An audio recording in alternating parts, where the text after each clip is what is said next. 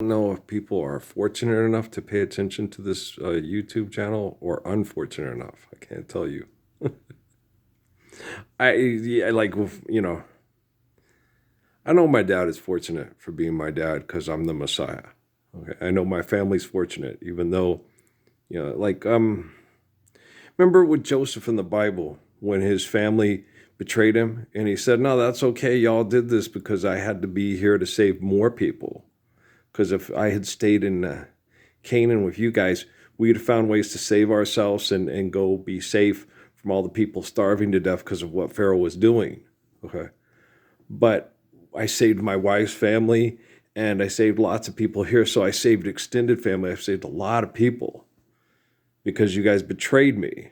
Okay. I had the vision. I was the Ark of the Covenant. I'm the one like Noah and like Moses, stuff. And so, and the, the others. And so, you guys had to do that because I had to be put into a role to be responsible for more people because I'm the Ark of the Covenant. I'm the faithful eternal Father. Right. So when some people that are around him do things that are, I'm jealous of him, their jealousy propelled him to Egypt. And in Egypt, he was able to save hundreds and thousands of people, where if he'd stayed in Canaan, he would have saved, So it's like the difference between saving Addie, Washington, or Spokane, right? And they sent him to Spokane, and he saved Spokane and Addie. Okay, and Colville, and Kettle Falls, and Tooele, okay, and Coeur d'Alene, and Kalispell, and Selkirk, and Curlew, and what is it, Republic? That's where John was from, Republic, and all that stuff. But he just saved that whole part of the state, right? And so, in my time with my family, that's like, wow, I'm Earl from the Book of Revelation. Whoa, yeah.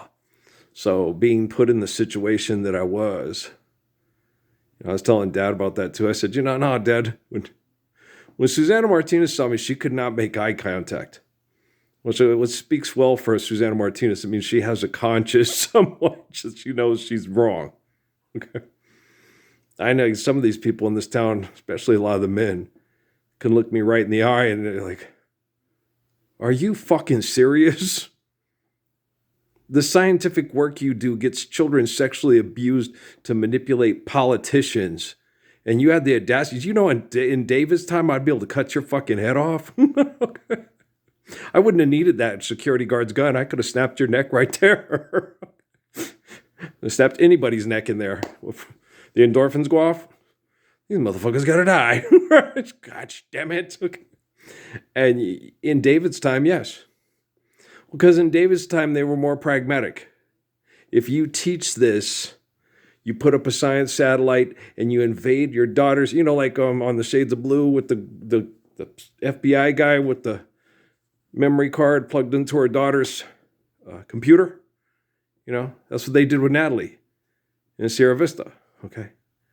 Now in David's time, I would be able to, hey, that gets, you know what I'm saying? You do not do that. Like with Muhammad, with the guy that took the girls and out and raped them and killed them.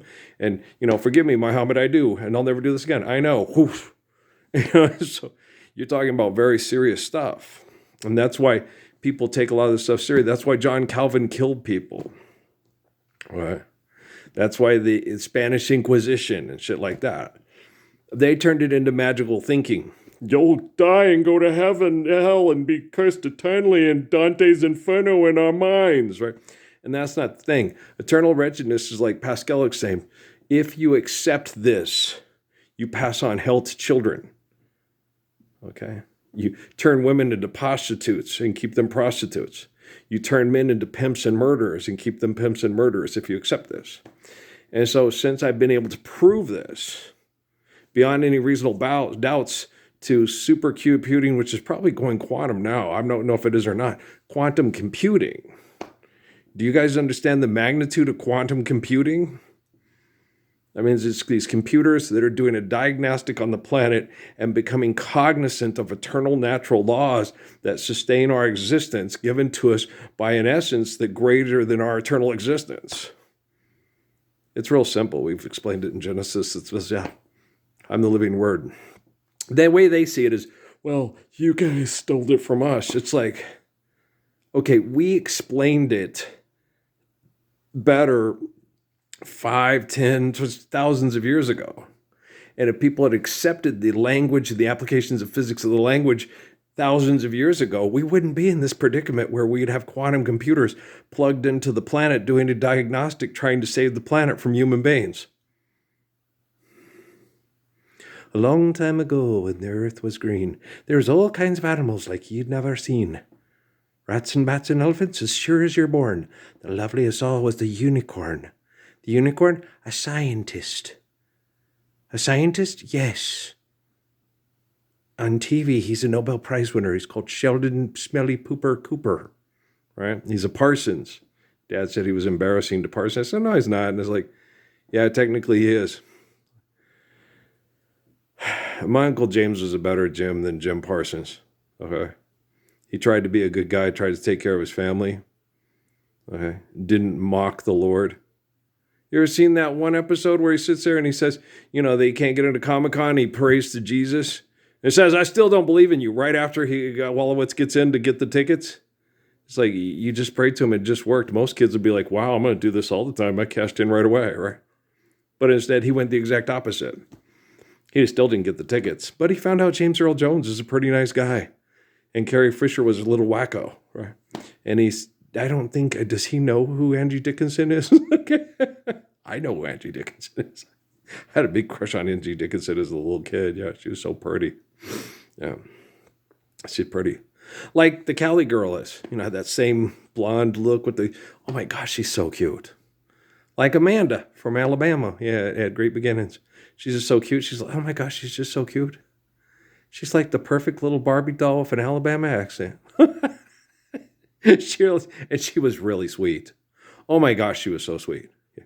My wife had a huge crush on her. So did the other black girl that was lesbian that we worked with all the time. They would always kind of like have semi-inappropriate conversation. I think, okay, you two just need to stop. It's like, what do you think? I think that I'm having trouble ascertaining who's more gorgeous, Amanda or her fiance.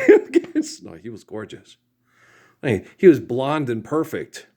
He had muscles that were perfect, and he had perfect skin and blue eyes and curly blonde hair. And yeah, no, he was freaking gorgeous. Yeah.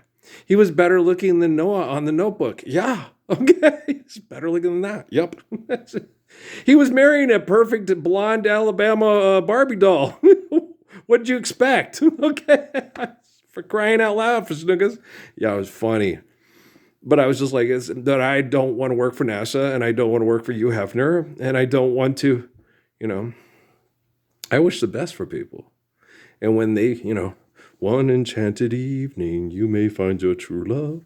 And when that happens, I'm like, oh, look, it's little Jimmy Brown and his wife, Amanda. Right? Amanda, light of my life. They should have made you a gentleman's wife. Got my hair on my shoulders, pain, age in my eyes. It's a good tone. Don Williams did it originally, right? And then Waylon did it. He also did Waylon also did Good Time Charlie's Got the Blues. I like the original better. They say they're moving to L.A. Play around, you lose your wife. Play too long, you lose your life. Some gotta win, some gotta lose. Good Time Charlie's Got the Blues. That's a good-ass tone. I remember when I was a kid, I was like, do you really like that song that much? Yeah, it's pretty cool. It wasn't as cool when I was younger. It's like, that song's kind of hokey. But when you get older, it's like, damn, this is a good song. I see why Waylon Jennings redid it. It's a damn good-ass tone. Here's, everybody's going away. Say they're moving to L.A. Comes caught a freight, come caught a plane. Yeah, I got my drugs to ease the pain. Yeah. No, it wasn't drugs, it was pills. Yeah, same thing. Yeah, it was a good tune. Yeah. But guys, Okay. We'll get through this stuff. People shouldn't be in the kind of excessive compulsive pain that they're in. They should have privacy, intimacy, and romance. Because it's the right thing to you with me now, and as long as I'm sure loving you's the right thing to do. Loving you's the right thing. Oh. And women shouldn't have to sell themselves sexually to keep themselves mega moguls and millionaires and influence us all wishing that we could have sexual escapades with them, go on a sexual escapade with Janet Jackson because she's got the perfect dinner tray booty and the wonderful bedroom voice. That's wrong. Like I used to tell my wives, you're my Janet Jackson, you're my Jennifer Lopez. And that's the way it should be. But we couldn't even have that because I had more people in my bedroom than Janet Jackson or Jennifer Lopez ever had in their bedrooms. And they're, oh, goddamn, it's the goddamn paparazzi. It's like, yeah, it's fucking NASA. Welcome to Las Cruces, New Mexico. Hi, I'm the Messiah. Fucking assholes. It's weird the way they judge me. I understood it at first and felt inadequate. I was like, oh my gosh, that means they know everything personal and private about me. I have no secrets whatsoever. I am completely exposed. Jennifer Lopez could never like me because I've had too many creepy situations in my life that I had to get through and they were really difficult and she won't understand. And she's too pretty and she, And so I was like, oh, there's no way Janet Jackson could be my friend. She'd think I'm some kind of a pervert. And I'm not. So I'm the bravest, most protecting, loving, kind, romantic man in the history of the world. I have the evidence from the Patriot Act to prove it. Yeah. And now I'm like, man, I love you guys, but I really don't want to hang out. I'm too fucking tired. I just want to know how Kate's doing. I want to take a walk with Plim in nature where it's clean. Can't make up for the time you ripped away. But we can tell me what's wrong with you now. Tell me why. Never seem to make you happy. We can break up to make up. I can make up with my kids again. I can have grandkids, take them walking and talking. Grandpa, did you know? Yeah, no, I did. Oh, wow. The little ordinary things that everyone ought to do. The things I enjoyed more than most of you.